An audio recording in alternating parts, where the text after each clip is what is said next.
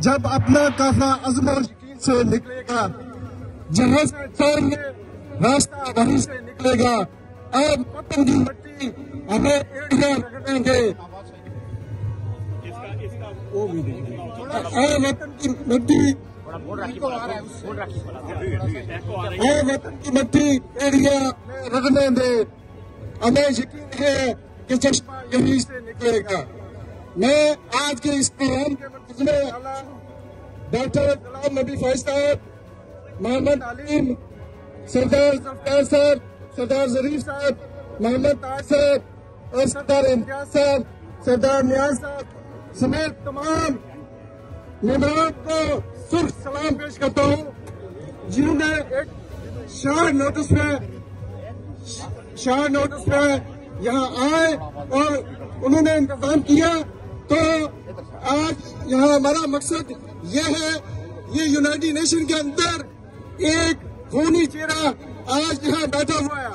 हम उस खूनी चेहरे को बेनकाम करना चाहते हैं और बता देना चाहते हैं कि कश्मीरी पिछले 2 सालों से जिस ज़ुल्म तशद्दुद का शिकार हुए हैं, हम इंशाअल्लाह एक कदम भी अपनी आजादी से पीछे नहीं हटेंगे। हम आजादी लेकर रहेंगे।